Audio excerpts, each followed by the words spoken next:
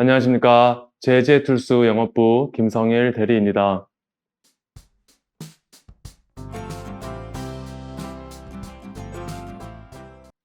여러분들에게 절삭 공구에 대한 기초적인 개념을 알려드리고자 이번 강의를 준비하게 되었습니다. 절삭 공구는 크게 공구의 소재와 코팅, 형상으로서 세 가지로 분류해 볼 수가 있습니다.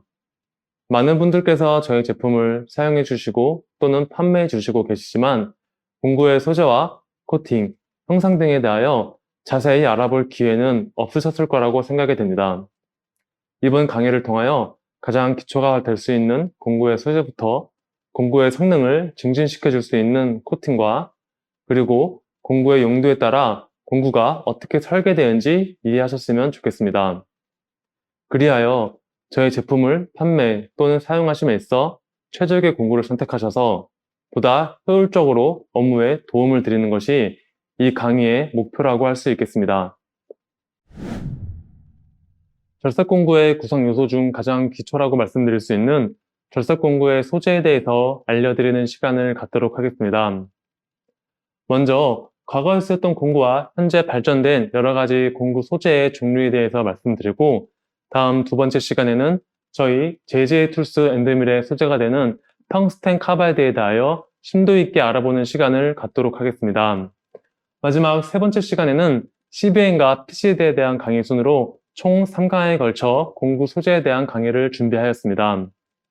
그럼 오늘은 그 첫 번째 시간으로 공구 소재의 종류에 대해서 알려드리도록 하겠습니다. 강의 목차로는 공구 소재가 갖춰야 하는 특성 및 조건과 절삭 공구의 재질에 따른 분류, 마지막으로 여러 가지 절삭 공구 소재에 대해서 소개해드리면서 이번 강의를 마치도록 하겠습니다. 절삭 공구의 소재가 갖춰야 하는 특성 및 조건에 대하여 말씀드리도록 하겠습니다. 절삭 공구는 마찰로 인한 높은 열과 큰 충격 등 외력에 의하여 매우 가혹한 환경에서 사용되기 때문에 아래와 같은 조건을 필요로 합니다. 먼저 높은 온도에서도 그 경도를 유지할 수 있어야 하는 고온 경도성과 공구가 오랫동안 사용될 수 있도록 높은 내마모성을 지니고 있어야 합니다.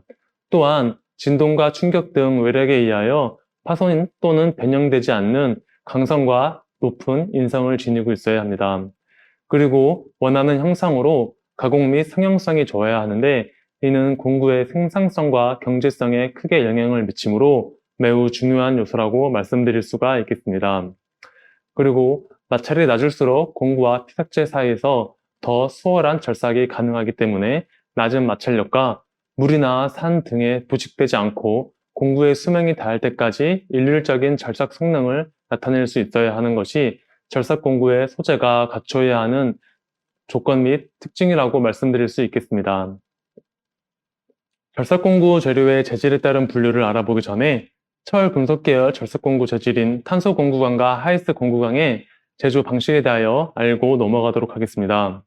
일반적인 철을 만드는 방식으로는 철의 원료가 되는 철광석과 철광석을 용해하는 연료통에 되는 코크스, 그리고 이 둘의 용매제 역할을 하는 석회석을 용광로 안에 층층이 쌓아놓고 뜨거운 바람을 이용하여 녹이게 됩니다.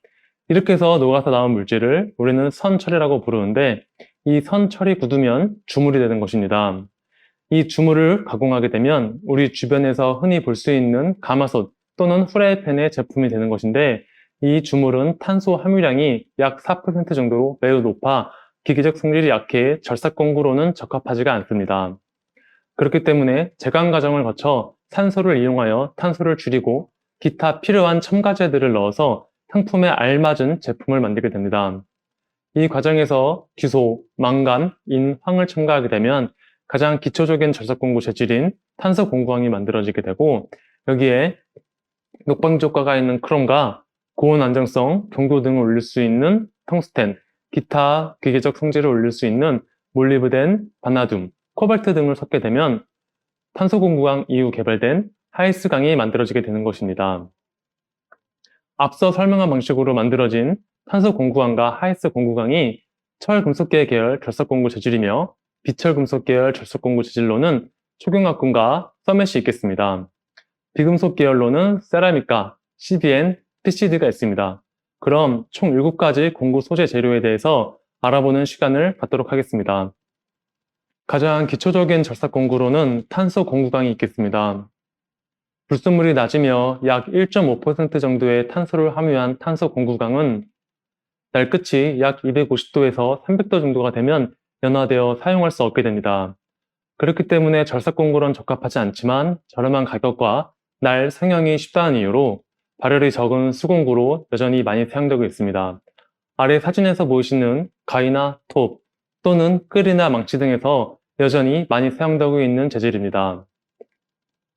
탄소 공구강 이후 개발된 하이스강에 대해서 설명해 드리겠습니다. 하이스강은 이전 탄소 공구강보다 더 높은 내열성과 내마모성을 필요로 하여 개발되게 되었습니다. 이전 250도 내지 300도에서 연화되어 사용할 수 없었던 탄소 공구강과는 달리 하이스 공구강은 약 500도에서 600도까지 날끝이 연화되지 않아 하이스 공구강 대비 약 2배 이상 빠른 속도로 절삭이 가능했기 때문에 하이스 공구강이 고속도 공구강으로도 불리게 되었습니다. 다만 현재에는 고속도 공구강보다 더 빠른 속도로 절삭할 수 있는 많은 재질들이 개발되었기 때문에 그 본래의 의미는 퇴색되었지만 여전히 저렴한 가격과 범용성 덕에 많이 사용되고 있는 재질입니다. 아래 사진에서 보시는 드릴, 탭, 다이스, 엔드밀 등에서 여전히 많이 사용되고 있습니다. 다음은 저희 JJ 툴스 엔드밀의 소재가 되는 텅스텐 카바이드에 대하여 말씀드리겠습니다. 흔히 초경이라고도 불리우며 앞서 말씀해드린 하이스상보다 더 높은 내열성과 내마모성이 필요하여 개발되게 되었습니다.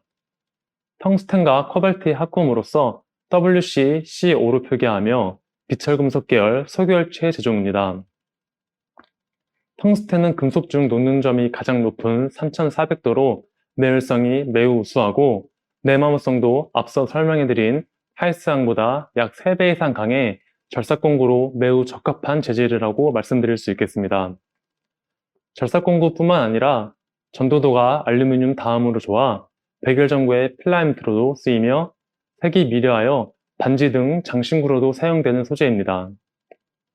텅스텐 카바이드의 제조 방법에 대하여 설명해 드리겠습니다. 먼저 텅스텐의 원료가 되는 회중석을 탄산나트륨 또는 수산화나트륨 용액을 이용하여 정제된 텅스텐산 나트륨 용액을 만들게 됩니다. 이렇게 만들어진 텅스텐산 나트륨 용액은 텅스텐과 나트륨을 분리하기 위하여 이온 교환 과정을 거치게 되는데 이 과정에서 이온 교환 수지에 흡착되어 있던 암모늄과 텅스텐은 서로 반응하여 텅스텐산 암모늄 용액으로 변하게 됩니다. 텅스텐산 암모늄 용액은 뜨거운 질소가스를 이용하여 증발, 농축 과정을 거쳐 텅스텐산 암모늄 파우더가 만들어지게 됩니다. 이렇게 만들어진 텅스텐산 암모늄 파우더는 다른 말로 파라텅스텐 또는 LPT라고도 불리웁니다. 이 파라텅스텐 파우더가 상품 상태에서 거래 가능한 텅스텐의 기본 원료라고 보시면 되겠습니다. 파라텅스텐 파우더를 다시 600도의 열처리를 통해 산화텅스텐을 만들게 되고 이 산화텅스텐을 환원 분위기 속에서 850도의 열처리를 거쳐 타마텅스텐이 만들어지게 되는 것입니다. 이렇게 만들어진 타마텅스텐 파우더에 물, 에탄올, 코발트 등 기타 유기 바인더 등을 넣고 지루코늄 구체를 이용해 약 10시간에서 50시간 정도 밀링 작업을 하게 되면 일정한 크기의 과립 형태인 기타 첨가제가 포함된 타마텅스텐 파우더가 만들어지게 되는 것입니다. 앞서 설명한 방식으로 만들어진 기타 첨가제가 포함된 타마텅스텐 파우더는 약 10톤의 압축과 압출 공정을 거쳐 환봉의 형상을 갖추게 됩니다. 다만 이는 쉽게 부서지는 성질이 있어 소결로로 이동하여 약 1300도에서 1500도의 고열로 13시간 내지 15시간 정도 소결 작업을 진행하게 됩니다.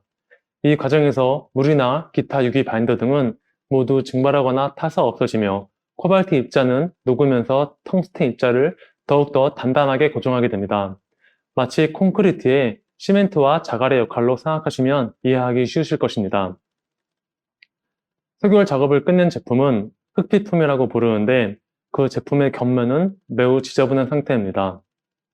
흑피품 상태인 제품을 알맞은 형태로 가공하고 절단하여 만들어지는 것이 저희 JJ 툴스 엔드밀의 처음 소재가 되는 텅스텐 카바이드 환봉이 되겠습니다. 이것이 저희 JJ 툴스 엔드밀의 소재가 만들어지는 과정입니다. 다음은 서밋에 대하여 설명해 드리겠습니다. 서멧은 앞서 설명해드린 텅스텐 카바이드와 마찬가지로 비철금속 계열 소결체 제종입니다. 세라믹과 메탈의 합성으로서 텅스텐 카바이드보다 더 높은 내마모성을 지니고 있으며 무엇보다 철과 반응하지 않는다는 점이 서멧의 큰 장점이라고 말씀드릴 수 있겠습니다. 철과 반응하지 않는 장점 때문에 텅스텐 카바이드보다 정삭 작업에서 더욱더 수월한 절삭 성능을 기대할 수 있으나 내마모성이 매우 높아 가공이 어려우므로 엔드밀과 같이 크고 복잡한 형상으로는 사용이 제한됩니다. 그리하여 인서터와 같은 크기가 작은 제품으로 보통 사용되며 시성 또한 높아 터닝 작업에서 선반을 이용하여 주로 사용되는 제종입니다. 현재는 여러 가지 코팅을 이용해 그 단점을 보완한 제품들이 시장에 꾸준히 나오고 있습니다. 다음은 세라믹에 대하여 설명해 드리겠습니다. 세라믹은 비금속 계열의 재질로서 산화알루미늄 또는 지라교섭 파우더를 높은 온도로 압축, 소결한 제종입니다. 세라믹은 화학적으로 매우 안정되어 있고 기계적 cường 도가 강하여 인커넬과 같은 네오락금을 가공하는데 매우 적합하다고 말씀드릴 수 있겠습니다.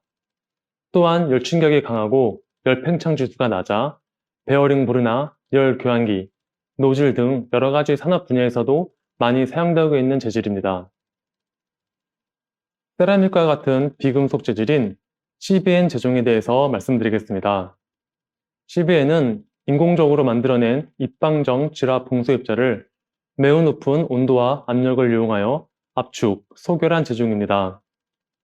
CBN은 내열성이 매우 강하며 철과 반응하지 않는 장점 때문에 고경도 강을 절삭하는데 매우 적합하다고 할 수 있으나 그 가격이 비싸고 크기를 크게 만들기 어렵기 때문에 마무리 정상용이나 격면 사상용으로 주로 사용됩니다.